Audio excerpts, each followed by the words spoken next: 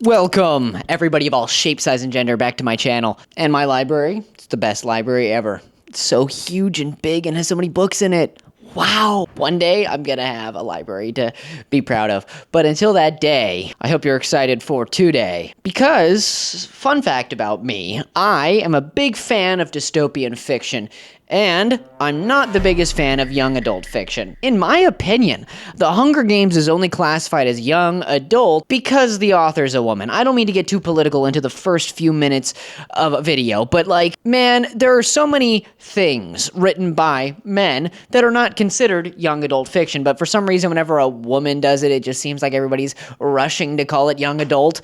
There are plenty of books that are written to be young adult fiction. I don't think this is one of them. It may have spawned the genre, and Divergent is closer to young adult. This is a book that is against fascism, late-stage capitalism, pretty much every single form of political tyranny. And I stand that. I love a rebellion. Any story that involves a rebellion is my favorite. There is nothing I love more. But this might be the most popular rebellion story in modern history.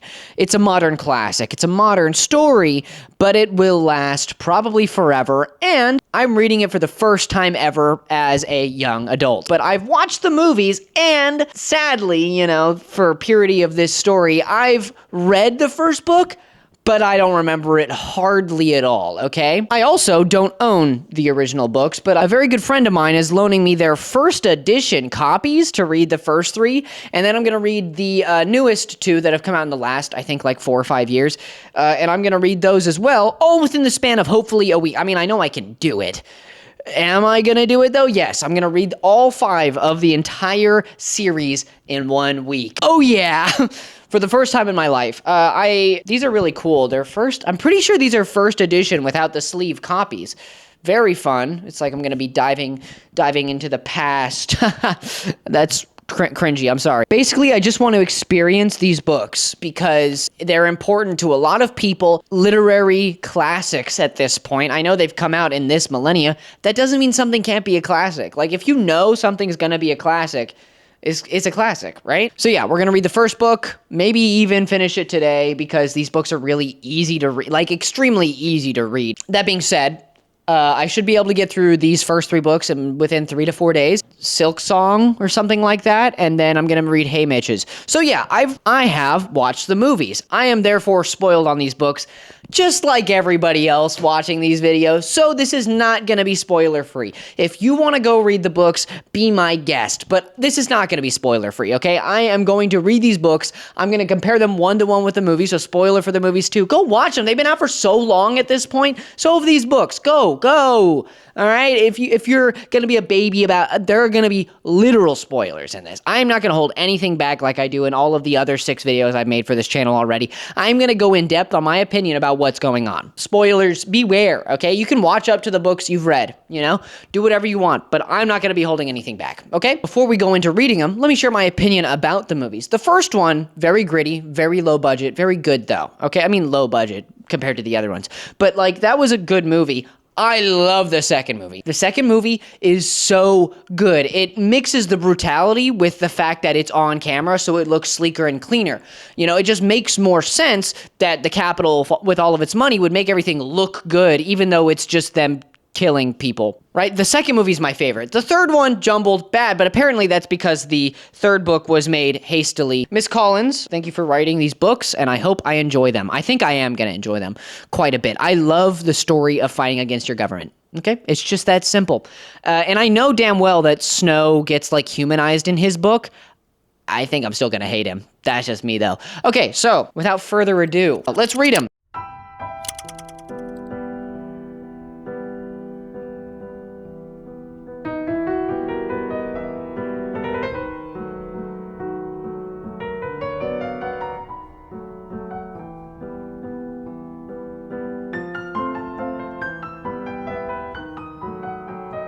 Well, that was fast. I finished that book quite quickly. So, yeah, that was the first one. What are my thoughts? I mean, I'm not going to say anything new. I've obviously seen all 3 of the movies. I haven't seen the one with Professor. I haven't seen the one with President Snow, and there isn't a movie for Haymitch's book. So, what I can say is that this is the only book I have technically already read. I forgot everything, though, except for what I've seen in the movie.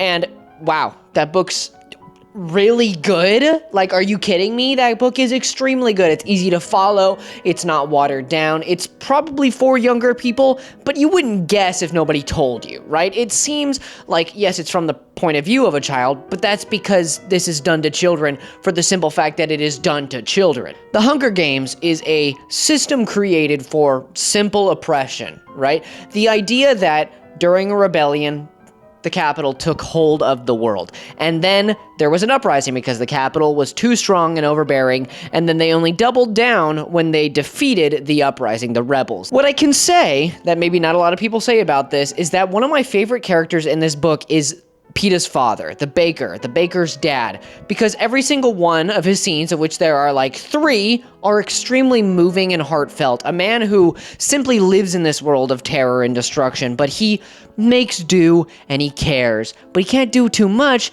because then, you know, he'll be the target of stuff he's seen happen so much to so many people he cares about. But aside from that, obviously, the main part of the book that is not in the movie is the end. The last 20 pages or so just aren't in the movie, right? The entire interview, the entire planning, the entire scene of Katniss in and out of sleep because the capital is apparently fixing her. And of course, the terror that ensues more maybe even than when she was in the games because of her stunt with the Nightlock berries. I watched this movie when I was maybe 9 years old for the first time, and I remember the death of Rue being so traumatic, I paced in the room I was in for about like 20 minutes, just shocked by the death of this child, right? There was no other character in the original movie that really looked so childlike. Their innocence so obvious, their love for people so blatant, and yet there she was, dead. And reading this book, obviously knowing it's coming, it's less impactful. But I remember even when reading the book originally, I had already seen the movie, so it was just overall less impactful. I really wish I could feel the death of Rue in reading, because I'm sure it would be so much more impactful on me as a person. What I do get more from this book is what a movie could never give, and that's internal thought process, right? We don't really see any of the story from the movies of the game maker, whatever his name was, who was, you know, the victim of, well, being a dingus, but also just like not playing the role he was supposed to correctly and then being killed because of it in that movie. But we also don't get a lot of the, for instance, I don't know, I'm going to read the second book, but the riots in District 11 that happened in the movie, I'm assuming that's a canon thing that happens when Rue dies, but it is not explained in the book because it's a first-person story. So we don't see that. We don't hear about that. All we get is the constant dread and sorrow of the games, and then the even more palpable fear that she gets in the Capitol. She's about to be presented with the 3-hour recount of the games, and there he is, and what is the first word she uses to describe him? Snake. So I liked that. I thought that was really intelligent. Suzanne Collins is a great writer. It's a phenomenal book, okay? Apparently it is on many rankings in the top 100 best books of this millennia. And that makes sense, man. A story about oppression from the point of view of a child who is subject more than most to that oppression is so interesting. It's so real. Of course, it spawned basically an entire spin-off genre. But this alone makes me understand why I hold the belief that this is not young adult fiction, okay? I wouldn't call it that because I feel like that label comes with so much disdain. I heard somebody say once that the Mistborn series, right, would be considered young adult, but the author's a man, so nobody calls it that. It's fantasy. But this is dystopian fiction. This isn't young adult. This is bread and butter dystopia. There might not be much else that is more dystopian other than 1984, Clockwork Orange, and Brave New World, right? This is it. In this millennia, it's the only one to touch it, okay? And I'm going to start the second book tonight, hopefully get about 100 pages in. These books are 400 pages, but it took me one day to finish this one. Like I'm going to get done with this in a week. This challenge, easy. I mean, the Ballad of the Songbird and the Snake, the margins on the words are a little smaller, and it's like, I think almost 600 pages. Be the longest book I ever read, but the book's a masterpiece. I don't know what else to say that hasn't been said already. The first book is a masterpiece, okay? I don't like the movie as much, probably because it had less of a budget. It just wasn't explored as much. They missed a lot of what really matters, being the end of this book, in my opinion, should have always been in the movie. And the mutts, and how they are the recreations of the fallen tributes. Rue is there, and that's supposed to be shocking, detrimental, scary. And Cato's death is supposed to be drawn out for hours, and no, he just dies quickly and quietly. Katniss knows exactly what to do in her 17-year-old mind while he's suffering. Also, I don't think he has body armor in the movie, but that's not important, really. They miss out on so much of the tension in the movie because they have to hit run times or whatever, but you miss the majesty of this story in the movie for sure. It's so well done. This has all been said before. 5 stars. Easy 5 stars, dude. Are you kidding me? Powerful story written by a woman who knows exactly what she wants to say. And god damn it, does she do it so well. This book does not need to be talked about anymore. It might be one of the most talked about books on YouTube. Who knows? But damn, is it good. So, second book time. Here we go. Almost more pages. But that's okay. The margins are still pretty much the same because this is the same print run. Yeah. Oh yeah. Okay, I caught myself. Don't freak out. I know that's the third book. I picked up the wrong one. I thought it was Catching Fire. Makes sense that the red one's called Catching Fire. My bad. But yeah, I started reading this last night. Got about 50 pages in. So we're just gonna hunker down, and I'm probably gonna get through this 400-page beast in like I don't know, couple hours. It won't take me that long. This thing's easy. These books are extremely easy to read. It feels like an accomplishment to finish a book in the year of our Lord 2024. 2025, holy 9 months? Oh, it's an accomplishment to finish the book when you have the option to doom scroll and whisk your life away into ones and zeros. But I'm not gonna do that. We're gonna read, and I'm excited to do so. I have only ever technically read the first book a long time ago. I've never read this book. I've never even picked up this book until now, and it's already more interesting than the movie was, and I loved that movie. The second movie was my favorite, so yeah, let's get to it. And maybe this one will be my favorite, who knows? And I'm not gonna officially rate any of the 5 books until I've read all of them. That's when I will decide which ones are 5s, 4s, 3s, 2s, and so on, right? I don't think there's gonna be any 1-star books in here because Suzanne knows what she's doing, but, you know, let's go. I need coffee. Much better.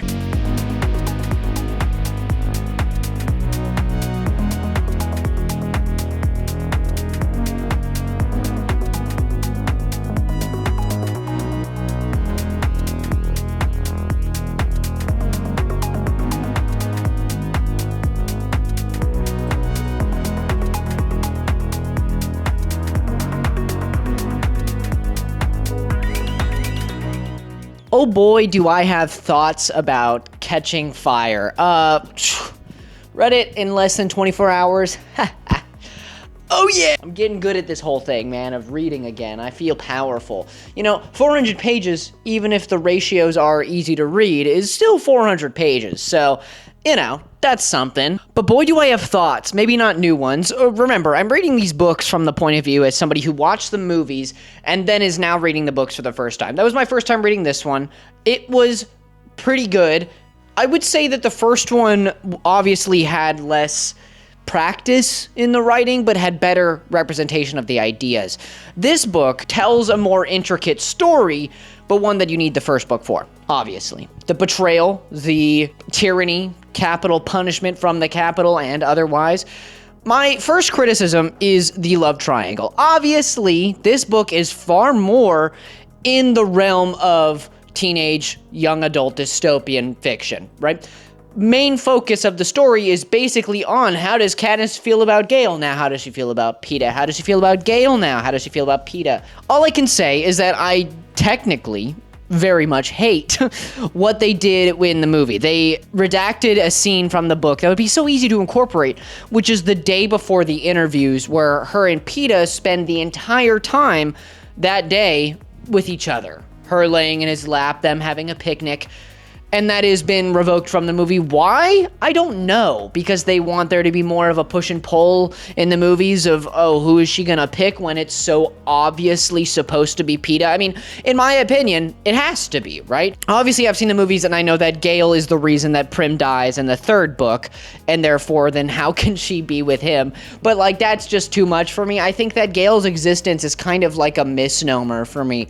Like, everything he does, except for, like, kiss her in the forest, which gets her in a little bit of trouble. Everything else seems so non-committal, like he could literally just be replaced with like her mother or her sister or a friend or something, but instead it's, no, we need a love triangle, sorry, which a lot of people like, you know, mostly just people invested in the romance portion of these books, which I'm not non-invested. A lot of the most heartfelt moments are when she's with Peeta, like that day that they spend entirely with each other, or the times that they spend in each other's arms, going to sleep many nights because they share nightmares of the games, something she will never share with Gale, that are redacted from the movies as well. They spend one night together in the movies, and it's like on the train, which is not important at all. Like the nights before the games, they are sleeping in the same bed, okay? Almost every night, except for the ones that she's mad at him for making fun of her, which makes sense. She's a 17-year-old girl, and him, I'm pretty sure, the same age. So it makes sense that they'd be moody and stuff. Also, obviously, this book is just leagues better than the movie because it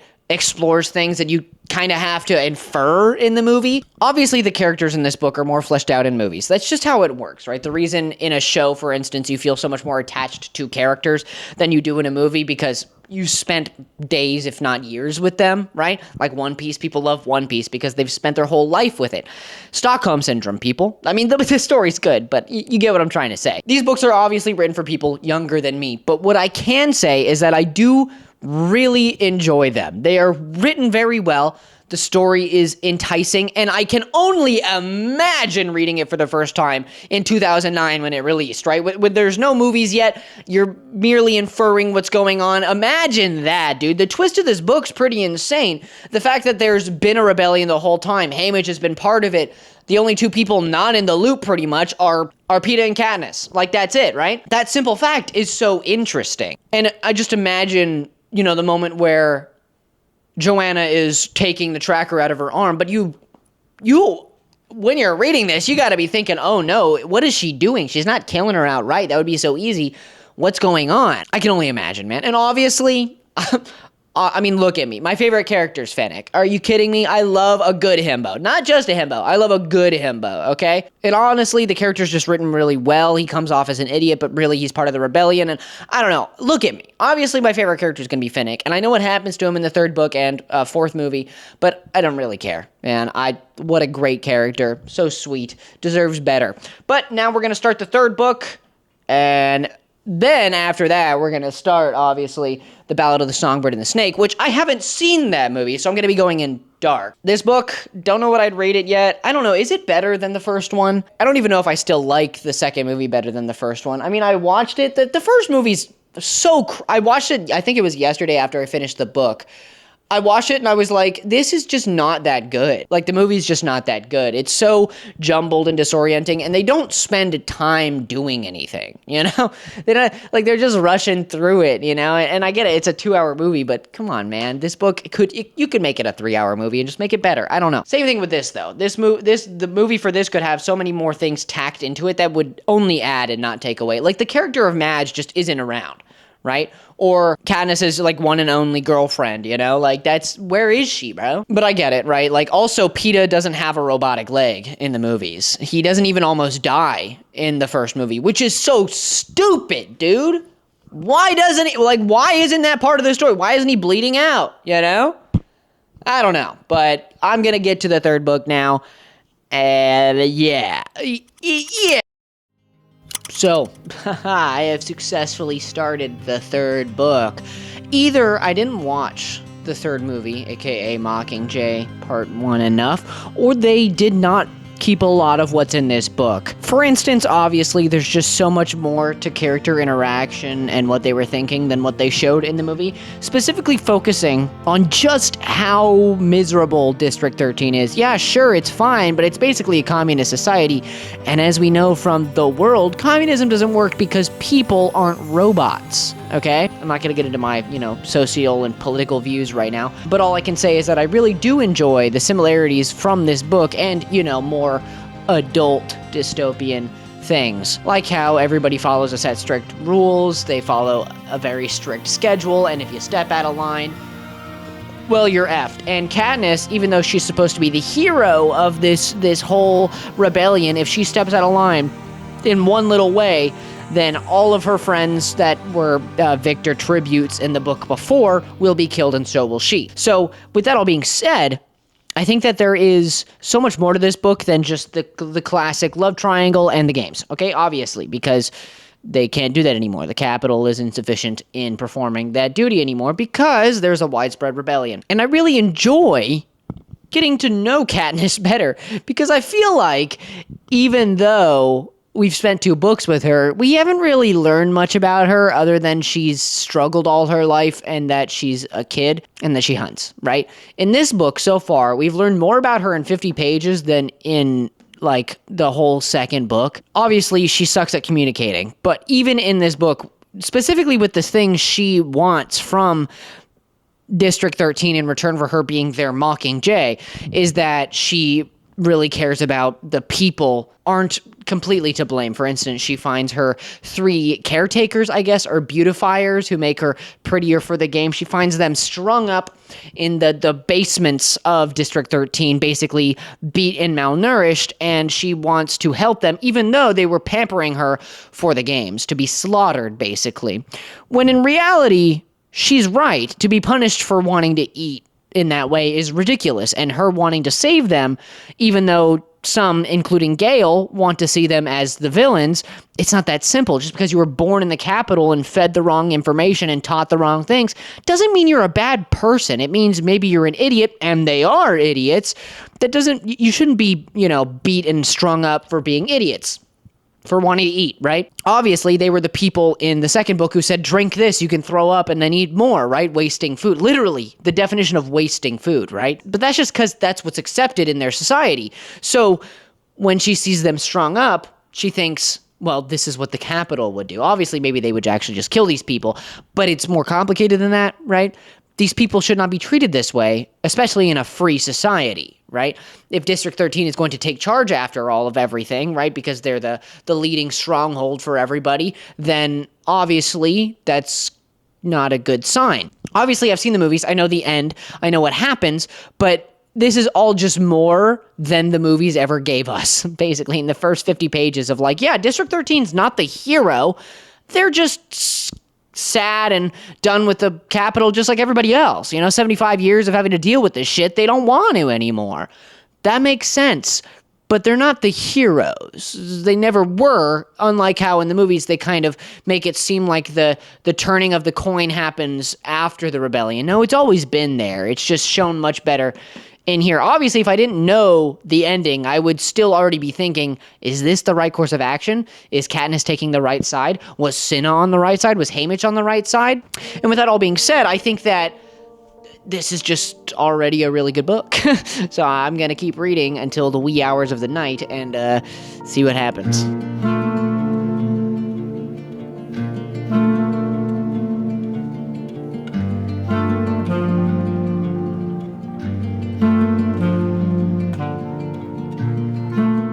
Okay, yeah, I can safely say the book's pretty damn good. I am enjoying just about every part of it. I don't know if it's the best book yet, but I don't know. Apparently people were complaining about this, and maybe it's because of the ending, and I do admit the ending is a little unsatisfactory in the movie, but I don't know, man.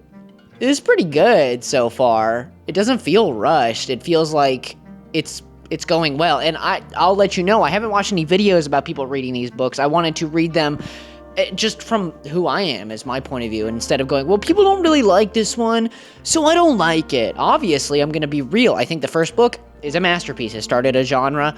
It catapulted a genre. It's very distinct. It has a lot going on in it that makes sense and works. The second book is a great continuation, and so far, this one's probably the best. I don't know. I don't really like the idea of the classic young adult dystopia of here's a gimmick, here's the kids involved in gimmick, boom, right? I still like the characters, and they're all very believable and real. I don't think we're gonna get through all these books in a week, but I'm gonna damn well try. It's a lot of reading. I thought these books were about 300 pages. No, they're like 400. They're all 390. I was wrong about this being a shorter book. They're all 390, which I don't like. It feels weird to me, but that's just me. Anyways, yeah. Okay, I'm at the part of the book where Katniss has just been dispatched to the Capitol. You know, they're like, oh, welcome to the 76th Hunger Games. Dude, that was so cringy. I'm so sorry. I know that it's like supposed to convey the emotion of like, that's what's going on. But I didn't need them to say that after they went, here are all the traps. It's like a big arena. And then her and Finnick both say that. Brother. Also, okay, let me just comment on the whole Finnick Odair character arc in this book. He's got more of an arc than Katniss does. Katniss is more like all over the place than having an actual arc. She's kind of just like falling back and forth between sensible and just completely out of whack, and her decisions not making any sense. Like how she, right now, in the book, has just been dispatched to the Capitol, and Peeta shows up. He's completely disoriented. He's basically, he's not as bad as when they first found him, but he's kind of similar. You know, at any point he could set off and try and choke her to death again. First off, I don't know why this was 2 movies. I'm gonna be honest with you. I do not know why this was 2 movies. The first half does not have enough going on in it for a movie. I don't remember watching it more than twice in my life, probably for that reason. But once he gets dispatched there, for some reason Katniss like threatens his life and wants him to die and wants him out of there because he's a threat to her. That makes no goddamn sense, dude. The entire book before he shows up, and she knows he's being tortured, she is without herself about it, okay? She can't stand the thought that he's being tortured and in pain, but then when she finally sees him and he's tortured and in pain, she wants him to die? Suzanne, why? Why did you do that? That doesn't make any sense. Why? So there can be some tension of who she's gonna pick? Oh, dude, it makes no sense. The third book is supposed to be the triumphant return to human, or return to greatness, or I don't know, martyrdom, right? Whatever. But instead, she's kind of just doing this the whole time with her decisions.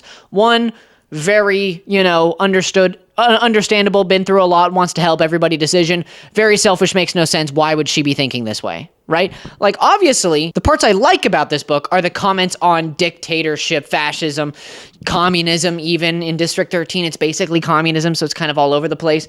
What I like is how they keep making sure you know that there's no good guy here. Okay, except for the rebels themselves, right? But the people in charge, there's no real good guy. Not even Plutarch's technically a real good guy. He just wants to put on a show, right? So he's making all the decisions that he thinks people will like that are in the show. I mean, I wouldn't say he's a bad guy, but he's definitely not a hero, right? Coin's obviously not. She sucks. She's just as bad as Snow. I'm sorry. I know. Snow is a terrible person. I'll probably not think he's that great after I read his book, but she's just as bad. She's just as bad, okay? She's not a good person in any way, and all of her decisions are basically just how am I to take Snow's position. And it's not even like she's good at hiding it. Everybody knows it. Even what is it, Gross? What's his name? Is it Gross? Gross? He's the leader of Katniss's team, and I think he's played by Mahershala Ali in the movie. Anyways, a lot of what Katniss does makes no sense. Basically, every single other character besides her and Gale are written really well, and they're the center of our story. I don't think Gale's as pointless as I thought he was in the second book. Like, he's her hunting partner, whatever that entails, right? But I also know he's gonna kill her sister. So it's kind of hard for me to be, like, rooting for him in any way, because he's a piece of shit, kind of, like, in the end. And like him getting there is so very obvious that he wants to, bury his enemies in an avalanche and set up bombs for those to come in and heal the wounded and then die. Like, you don't mess with first aid. You don't mess with the people there just to help and heal. It doesn't matter, right? Like, even if you're up against a fascist regime, the people saving lives aren't fascist because they're saving lives. That's completely the opposite of what a fascist does, But I do like that commentary on, like, in war, there's still rules. But everything except Katniss Everdeen is very cohesive in this book. And for some reason, Katniss just seems like a plot device. And that doesn't make any sense to me. Okay, again, apparently this book was written in haste, and you can excuse a little bit, but she should have a clear arc. She shouldn't be all over the place. I understand she's mentally, like, broken from being in 2 Hunger Games. Who wouldn't be? But she would, if anything, be empathetic and understanding of Peeta's situation. It takes Haymitch literally putting it in her face, being like, would he do what you're doing to him right now? Obviously not, because Peeta's awesome. I hate that she has to be told that PETA wouldn't do that. Why are you doing it? Like, obviously, bro. Did you even think about it for a second? You spent half the book going, oh, I miss him. Oh, and then he shows up as beat up as you thought he was going to be, and yet you don't feel any sympathy for him? Just for yourself? It's so weird. I don't like it. Anyways, I'm going to finish the book now. I've got probably around 100 pages. Let's go. Boggs. His name's Boggs. I figured it out.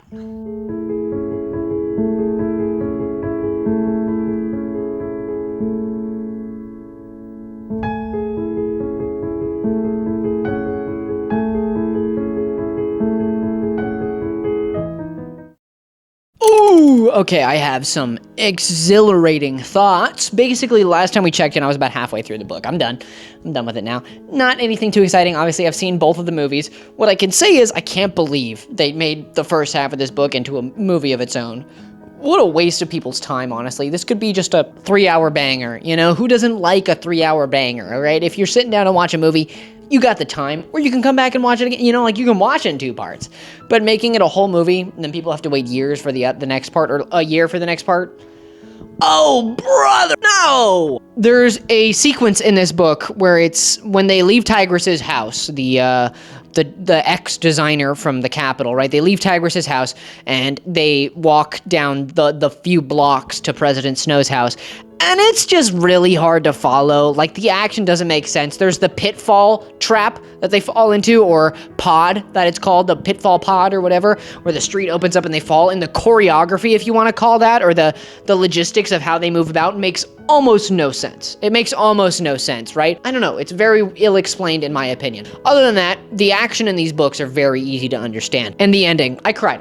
I knew it was gonna happen and I cried, okay? The relationship between Katniss and PETA goes so much deeper than romance. It's more of like, they're kind of intertwined with each other at this point. They exist on a wavelength only they could exist on. You know, being in 2 games, surviving 2 games, surviving past the life of that dictatorship, the fascistic government that controls you, surviving past all of that, going through mind control on both spectrum, one person who experienced the other person who had to watch it happen to the other person. There's only 2 people in the world that they could have experienced that all with, and it's them.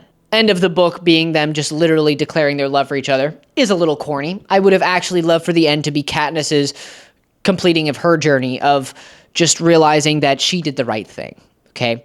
She made a lot of wrong decisions, sure. But in the end, she was just a victim of her circumstance, right? She hates herself. She thinks she's the problem. And obviously it's a teen dystopia. The first one is the least teen dystopian. And the end of this, I will never forgive them for taking out the realness of Katniss's experience at the end of this book. She spends like 7 days in a room contemplating how to kill herself. And they took that out of the movie. Why? Because they don't have the time? It's like integral to what happened. But I love a rebel and I love a rebellion. Okay. This book was really butchered by the movie. It's much better than both the movies, right? But it's not like any better than the other books, in my opinion. It's a good conclusion. The conclusion itself, if it was just like the last 40 pages that I was guessing and judging and whatever, 5 stars, right? It's really well done, and I cannot forgive them for taking it out. But this book's really long, and it doesn't need to be that long, in my opinion. It was a really standardly good book. And oftentimes, books, as they go on, deteriorate in quality. But I think the end of the story is worth it. You know what I mean? Like, if you don't know what's coming, very, very fulfilling. And I bet these books would be 10 times better if I read them not knowing what was going to happen. And I can only imagine. But I have to rate them from my point of view, what I experience, how I experience it. But, speaking of which, never read this book, never seen the movie, don't know what's going to happen. I know basic premise, right? We're following the first person from District 12 to ever win a Hunger Games, or at least that we know of. And basically what I can tell from this is that if you are from 12 and you win a Hunger Games, your life's gonna fucking suck, dude. If you're from 12 and you win a Hunger Games, you're gonna be instrumental in the rebellion or whatever, or in the lives of people in the rebellion. I do know that this book is at least 100 pages more than the average Hunger Games book, but it looks like the text ratio is relatively the same. There's a couple more words on pages. I do not know anything about the story, except for that it's, what's her name from District 12? Snow is her mentor, I think, or like around helping. I don't know. And I know that she wins the Hunger Games because I read the books, right? But that's it. That's all I know. Okay, I know Snow survives, and I know she probably survives the games at least. and maybe goes on to live longer. I don't know. That's about it, though. That's about it, guys. That's all I know. So I'm going to read hopefully about 50 pages to 100 of this tonight, and I'll see you tomorrow to hopefully finish it tomorrow. Reading these in a week is a challenge. Let me say that, bro. But I read the first 3 and 4 days. I can get through 2 books in 3 days. Hey, I got this, okay? Let's go. Dude, I've read so many books this month. My books I read this month it's gonna be fucking insane, all right? BookTube is not ready for me. I'm gonna tear this shit up. I must have been genuinely coping to try and say that the ratios on this were at all similar. I spent about as much time as I would reading one of the other books, and I'm only 200 pages in. God! You get a little ahead of yourself. You're like, okay, 3 books in 4 days? Banger. What? This book isn't even that good. Okay? Again, the first, third of a book, you can never really be like, terrible book. But it's not terrible, obviously. Suzanne Collins knows what she's doing. She knows the story she's trying to tell. One, not for a second am I going to sympathize with Snow. The guy is terrible. He's a fascist. I don't sympathize with fascists, okay? It's just not what I do. Who I do enjoy is Miss Lucy Gray Bard. She's an interesting character, and part of me thinks, and I haven't finished this book, I don't know what's going to happen. I don't know. She's going to die. She has to die. You know what I mean? She kind of has to die. We know she wins because her, Haymitch, Katniss, and Peeta are the only people ever from District 12 to win a Hunger Games. I know that to be true. But what I don't know is why she's not around. You know, if Snow's around, she should be around. So she dies. She absolutely dies. What I don't understand is why Snow's this just happy-go-lucky kid. He has twinges of but I hate everybody, so why am I doing this? It just doesn't really match up, really. As usual, Suzanne's characters, except for the main character, are all pretty well fleshed out and good. The main villain, I would say right now, is Dr. Growl or whatever, however you pronounce it. And she absolutely deplorable and sucks. The scene with the snakes, the fluorescent snakes, and she says they can, and I got it. I got it before it happened. It was pretty good. Where she said the snakes recognize scents, and that's how they choose whether or not to bite you. And the paper was in there, and so it bit the person who hadn't been working on that paper. They're in school, by the way, and that's important to a lot of this. But I do love how run down and not cool everything is. You know what I mean? It's all very barbaric, archaic, poorly manufactured stuff that's 10 years after a war has not necessarily finished. So a lot of this book's good. I just don't know if I want to finish it, but I have to for the video, you know? And that's the worst part. I think if I wasn't filming this, I would DNF it because I don't care, really. I don't feel like investing another whole day of my life into this book or more. Anyways, let's read some more.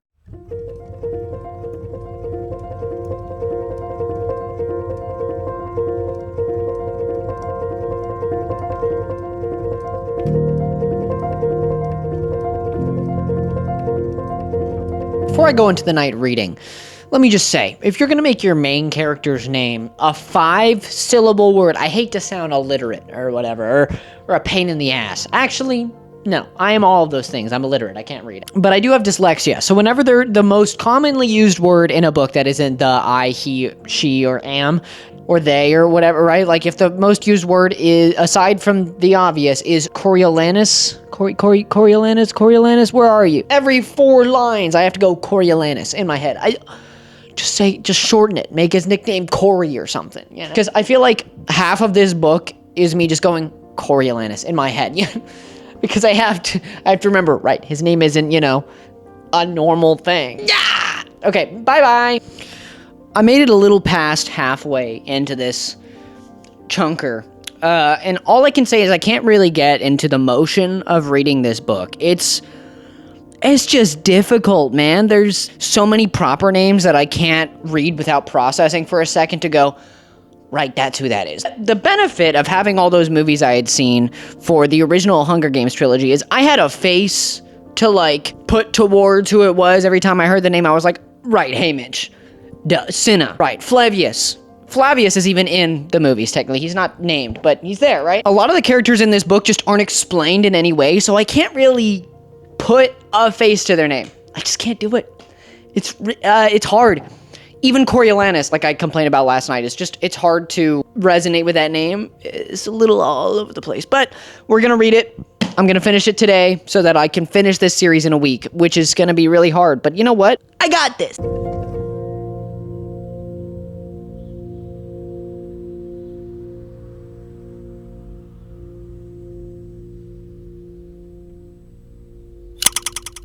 Sorry about the angle. Actually, this might not be that bad. Don't worry about it. Okay, finished the book in 2 days. That's the longest read of the book so far, obviously, because it's like the text rate, it's like it has double the words per page, and it has 100 more pages. So it's like I'm reading 2 of the other book. It was crazy. I don't know, man. Okay, so my theory about this book, if you've watched either the movie or the show, or if you've watched either the movie or read the book, the snake is not babbling Snow, okay? He's inept. He's unmotivated. He's merely kind of flapping around and just doing what he can to survive, right? He's no snake until the very last few sentences of the book. He's no snake, okay, until the epilogue of the book. The snake is Lucy Gray Ballad. I know, you might be thinking, well, she's obviously the songbird. Please, I already have worked this out, all right? The snakes in this book, they are all colorful. Even the final snake, not person, snake we interact with is orange. It blends in with the scarf, right? Who else in this story wears extravagant colors to draw in attention? It's Lucy Gray Ballad. How does Lucy Gray Ballad operate? She uses her talents to woo people, to hide from the fact that she's utterly malicious. She kills without remorse, really, in any way that she can. The motion she does with the snake in the arena just certifies this for me. Yes, she uses song. Well, I mean, it actually isn't her song that stops the snakes from killing her in the arena. It's Snow's stuff, or Coriolanus. I hate that name. I mean, it suits him so well. That's why I hate it. But she uses a snake to kill somebody. Like, legit uses a snake to kill somebody. She only interacts with snakes. Like, she doesn't she obviously sings and the mockingbirds sing back, but that isn't a her specific thing. The special thing about her is how she interacts with snakes. Snow, being a snake, I guess, it also is enraptured by her, and then when she discards him, it's like that. And I do love how the song about her, in which her life and name is based off of, is exactly what happens to her. Her traces disappear, and she's gone like the wind. I do love that the moment I realized that she wrote the Hangman song and the song, what was it? I don't know if she wrote it, but the Willow Tree song, right? Deep in the Meadow, that one, Under the Willow, the one that Katniss sings to Rue in the first book. I do love that's her. She is, on the surface level, the songbird, but I don't think she is the songbird. I think she's the snake in this story. The cunning, the malicious, the vicious. She is so cool. Love Lucy Gray Ballad. Snow is a little bitch. I'm sorry. I know that in the movie, apparently, he's far more cunning, and I'm probably going to go watch it after I finish this challenge. He's a lot more, like, suave and getting what he wants. But in the book, he's kind of just, like, figuring it all out. You know, he's not vicious yet. He is capable, but he's failing. He is wrong a lot, and he gets caught doing things. You know who doesn't get caught until the very end, until it's too late? It's Lucy Gray Ballad. She catches on to him like that, and she's gone. Yes, she's so cool. I would say that the character of Sejanus or Sejanus, however you say his name, right? The brother of Snow. What a poor kid, dude. Ugh. He's basically Katniss in another life, if you would think about it that way. Like, he is trying to escape or maybe Gale, maybe another Gale, I don't know. But, like, he wants to escape, he wants to run away, he wants to go. That's what he wants to do. And this is before there's a fence up around District 12, which I'm sure was directly created by Snow. He put that fence up. He's like, no, nobody's get into that lake. I hate that place, you know? So Suzanne Collins has this writing style where she goes through day by painstaking day. It doesn't matter if that day barely anything happens that is inconsequential to the story. It doesn't matter. That day is in between the first day of the story and the last day. And you know what? That writing style is interesting, and I don't mind it most of the time. But in a book this long, it feels like I'm dragging, okay? We could have skipped a couple days. I don't know. There could have been at least a couple paragraphs cut from this. I just think that Snow sucks, and I do love how puny he feels in this story because, you know, it's a coming-of-age story, if you will. And he isn't a snake again until he poisons Highbottom, right? That's when he becomes the snake. But genuinely, I think he's just mimicking the cunning of Lucy Gray Ballad because she comes off as a very powerful, loving individual. Like, that's what she does. She loves, right? She sings, she cares. And she's ready to flip on a dime like that on a man she supposedly loved. I mean, I understand that he killed Sejanus. That's what he did, right? But I don't even know if he knew that's what he did. You know, like, he felt guilty for it, and he didn't think he was... In the book, he didn't think he was going to kill Sejanus, but come on, man. Treason's, like, the highest offense in this universe. But anyways, I do really like Lucy Gray Bard as a character, and I'm glad we got this book for her. I wish she would have been the main character. There's so much we missed of her story where I feel like, I do feel like her character kind of might have been ruined if she was a main character, because then her cunning would be evident because it'd be from her point of view, right? We would see everything that she thinks, all of the malicious things she does. Did Reaper have rabies? Probably not. She probably just used that as an excuse to make her murder of him seem consolable, right? Like, that was an okay thing for her to do because he had rabies. He was going to die. She spared him. Forget that I poisoned somebody else in cold blood and also put a snake on somebody's neck. Yes, they were going to throw an axe down on my head, but that murder was calculated. It's like she had done it before. It's crazy. And she was a kid in the Hunger Games. I understand that it's not murder, it's self-defense. But in the end, she is the snake. I haven't watched any other coverage of this book. That's my takeaway, okay? She is the main character of this book in a way. Snow is just always has and always will be a vector for everybody else's stories. He sees a Mockingjay, and he doesn't know why he hates it. It's because one's going to kill him one day. Well, she doesn't kill him, but anyway. I like the idea of this book. I like the idea of this book so much, and if it was just... Again, Suzanne Collins, write whatever the hell book you want, girl. You can do whatever the fuck you want, dude. But for me personally, I just think it's not deep enough. It doesn't go into the ideas it's trying to explore enough for me to be invested in this book any more than I am, or preach it any more than I am. There are points when I was reading this where I thought maybe this book could be one of my favorites. It's going somewhere, and then it doesn't go there. You know? Like, the more you think about it, and I had a conversation with somebody before filming this so I could really get my thoughts out. I think the more you think about it, the cooler this book is, but at the same time, there's too much that is just shown to you that it is not the way it could be, you know? Snow just seems like a loser. I don't know, man. Yeah, this book is also a 3 out of 5. I can't love it any more than I do. It's just not that great, but we still have about a day and a half to finish the entire series. And you know what? I'm finna do it. Sunshine on the Reaping.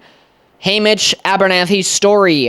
Probably my favorite character in the whole series. Sadly, he wasn't born at the time of the Ballad of the Songbird and the Snakes, but he's the GOAT. Are you kidding me? Also, probably the coolest logo. It's probably snow, the sunrise, and then Hamish, I guess, is also a Mockingjay. I don't know. I'll know when I read it. But the text ratio seems somewhat back to normal, and the page count is again below 400. Yes! I can read this in one day. This is easy. This is light work. After reading that in 2 days, give me a round of applause. I'm going to get to page 100 before I go to bed, though, probably. Or maybe page 50. But from what we do know about his story, I'm excited. I don't know. I'm far more hyped about this than I am about the Ballad of the Songbirds and the Snakes. The only defining thing about that is how disgustingly rancid the death of Sejanus was. That was so sad. So sad. But other than that, the only defining thing of it was that Lucy Gray Bard's awesome and very cool, but I'm far more interested in this book. And honestly, saving it for last, I kind of did it on purpose. I don't know anything about this book except for what we learn about it in Mockingjay, mostly. Was it Mockingjay? Yeah, where it was like... Oh, no, it was Catching Fire, where they watched the replay of his games, where it's, like, super colorful and everything's poisoned. That's going to be really cool. Super excited. So I'm going to go start reading that. See you tomorrow when I freaking finish it, or I start reading it. I don't know. Okay, final stretch of the last book here. I just got through the first 140 pages. I really like this one, okay? Here on the last of the 7 days, if I don't finish it by the end of tonight, I have failed the challenge. But I will finish it. This book is breezing by. It's very good. It's really good. This one, like, already the first 140 pages of this are just really enticing because I resonate more, I guess, with Hamish's character than I do goddamn Coriolanus' Snow. I hate that guy, okay? He's a pissy loser, all right? And I like Katniss. I respect her character more in the third book because she has PTSD. She's an unreliable narrator. You know what I mean? Like, she's really hard to trust because she can't trust herself. And I've come to terms with that. The book is probably better than I gave it credit. And so is Ballad. I think Ballad is better than I gave it credit. I just think I didn't want to get Stockholm Syndrome from spending so long with a book. Well, 2 days isn't that long, but it still felt like a long time because I just couldn't really grasp Snow's character. But he's an unreliable narrator. I've come up with a theory for Ballad of the Songbird and the Snake. And go with me on this. I think Snow did kill Lucy Gray. Because there's a distinct scene where he wraps the guns up and he goes to put them in the lake. What if he dissociated? What if that was Lucy Gray? What if he just doesn't want to think that he killed his one and only love? Because she would have shown back up again, you know what I mean? And she hasn't. So, who knows? That's just a theory, though. A game theory. This book, Hamish Abernathy is such a sweet, good boy. He's such a sweet, good boy. No, he turns away liquor at every chance he gets. Oh, no! Okay, I see where this is going. Okay, so we just got to the scenes with Lulu being introduced. If you don't know, if you haven't read it, why are you at this point in the video? I'm gonna spoil it. All right, there's your warning again. But Lulu being the, not clone, not reanimated, but fake Luella McCoy, who was so sweet. God, when Luella died, I was shocked, to say the least. I did not see that coming. That was crazy, dude. Poor Luella, she was so sweet. Oh no. I just care so much about the characters in this book more than I did in most of the other ones. In Ballad and the Songbird and the Snake, I only really cared about Lucy Gray. Like, really? Like, even Sejanus was just kind of like a hollow character to me. Watch that movie, by the way. Not a good movie. Not at all even, like, comparable to the book. And it makes me like the book better because they tried and they failed somehow to convey the book. But either way, in this book, every single character seems fleshed out and believable and interesting. I love that Wyrus is here. I love that Mags is here. I love that. And it makes sense that they wouldn't really talk about this because I bet it's going to be terrible. Beatty is here with his son. Oh, God, that hurt. God, but Snow being more of a character that we know now. I understand why Suzanne Collins likes to show us him more. So we spend that entire scene or time with him in Plutarch Havensby's abode. We spend time with Snow while he's like dying, and they have this little back and forth where Snow just doesn't seem as scary anymore because we know he's a frail, weak-minded man. He's very cunning, but he's weak and he's dying and he's bleeding from his mouth. He sucks, you know? We're far less scared of him. And since Hamish is technically already a dead man, he doesn't care either. And you know what? Fuck yeah, dude. But obviously he's scared for Lenore Dove and all that. And oh my God, who's Lenore Dove? I have no idea. She's obviously not like the child of Lucy Gray. If she is dead, if she's alive, then there's a chance, but I don't know yet. What I do know is that I have no hope for any character to survive except for Beatty, Wyrus, Mags, and Hamish. Everybody else is probably gonna die. And that sucks, dude.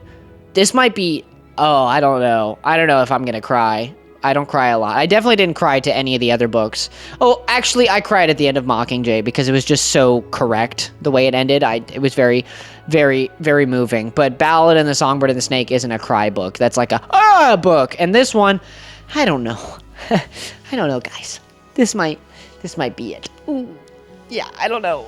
Okay, all right, let's go.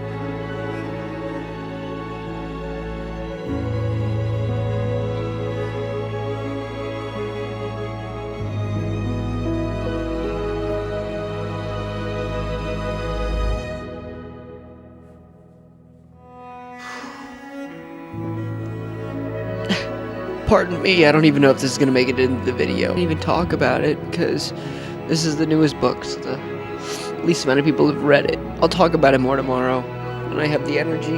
I just need to go to bed. That's the best book in the series. It matters the most. It's the most important story, by far the most important story.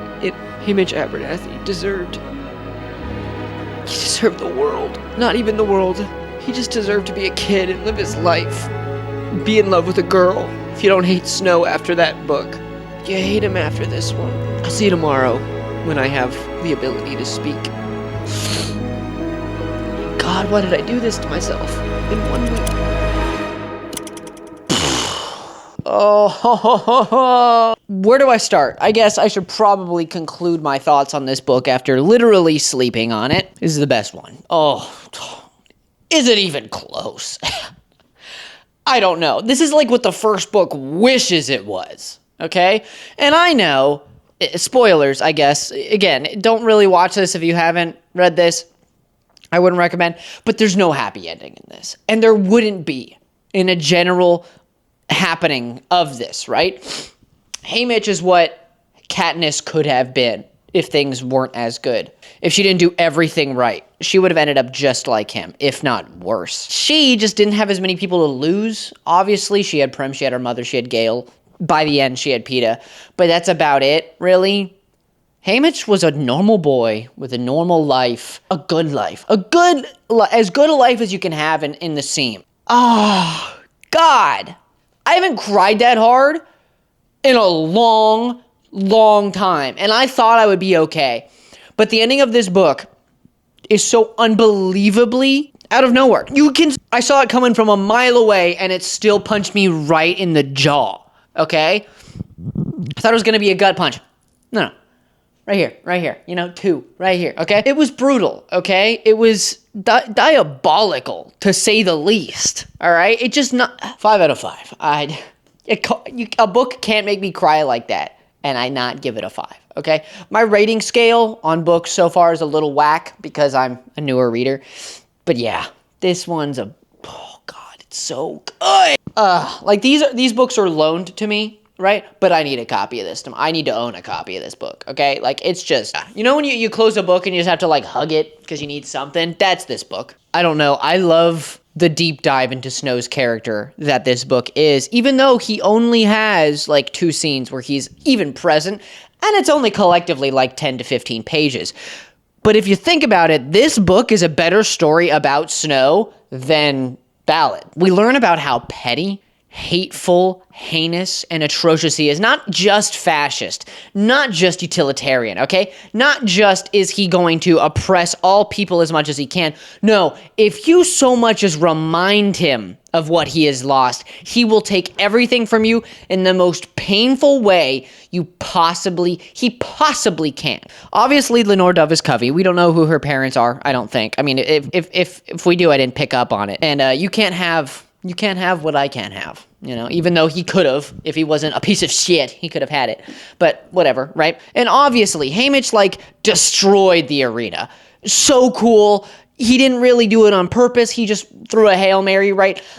He just did what he possibly could. But Katniss did that too, okay? With the arrow at the dome in the second book, she threw a Hail Mary too. She doesn't know, all right? They're the same person. One just had more to lose and had less people to support him. Less preparation, less ready, okay? And it was the 50th Quarter Quell. They had everything ready. You know everybody's gonna die. That's just the point. That's he's the lone victor.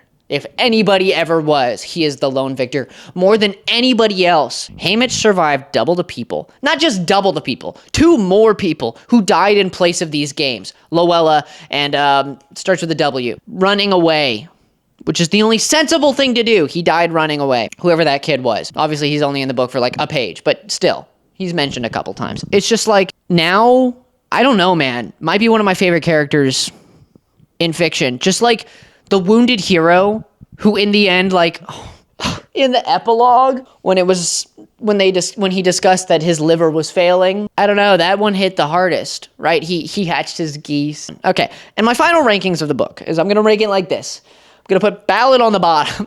I just don't really like that book, okay? It's not my cup of tea. You might think it's a great, well-written book, but you might just have Stockholm Syndrome, I'm being honest. But it's not a bad book. It's a 3 out of 5, but it's a medium 3 out of 5. It's mid. Oh, it's good. You won't hate it, but it's hard to enjoy, especially if you're trying to read it really fast, which I was. But still, next we have Mockingjay. Just because I understand what people garner from it. They get this idea of Katniss is the definition of an unreliable narrator. She has PTSD, she has anxiety, she has depression, she has everything, right? Under the sun. Not only was she in 2 games, but she survived 2 games and had to kill people in 2 games, all right? That's more than enough for anybody, all right? That's basically what Haymitch went through, but kind of worse in a way, you know? So I understand that she has all these problems and that she is an unreliable narrator, but I don't think that makes up for the fact that it's kind of jaunty and it doesn't really come across that way until you think about it for a while. So it's above Ballad, but it's still a 3 out of 5. It's like a high 3, you know? If I could do like a 3.5, I'd do that. Then we have Catching Fire, okay? Catching Fire is in the middle of the rungs, right? It's good. It's a good book, okay? It's 4 out of 5. Maybe also like a 3.5 if I could give that. It's just like the movie's better because they had like this crossover of great director, right time, right movie, right? Where everything's more extravagant. It's more, you know, televised, right? While the first movie really gets this idea of grimy, everything sucks, everything's terrible. When you're in the games, it's not supposed to be like that, right? Like, obviously, what you're experiencing is terrible, and seeing it that way makes sense. But the capital would make it look pretty and beautiful at all times for the audience. And that second movie really shows that. The second book is more kind of all over the place where the first book isn't. It's less direct, but it sucks that the 2 books that my favorite character besides Haymitch is in are lower. I really love Finnick. Finnick, just in the 3rd book, he doesn't get as much of a pronounced end, right? The reason I loved him is because his character in the movies is so good. Like, it's so well acted, well pronounced. Everything's great, okay? But in the books, he's definitely like a footnote. Especially his death, it just like happens because, again, Katniss is the narrator, so she's out of it. But his last stand in the movie is great, and that 3rd book doesn't have it. So I mean, to be honest, that might take it away for me. I don't know.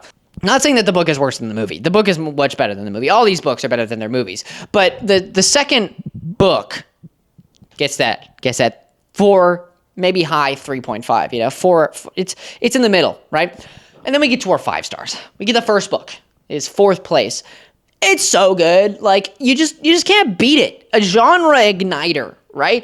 It's straightforward. It's concise. Everything you hear is an analogy. Everything makes sense. It was written to talk about the desensitization to violence, where we will just flip through channels and, see war and just go, yeah, this is what it is, right? That's why it was written. But it also has taken on a new life, and I don't even know if Suzanne Collins meant to do this, as a bout against tyrannical governments. I don't think there's much more to say about it. There's not much more to say about it that hasn't been said. Now, Sunrise on the Reaping is at the top because a tragedy will say more than a success every time.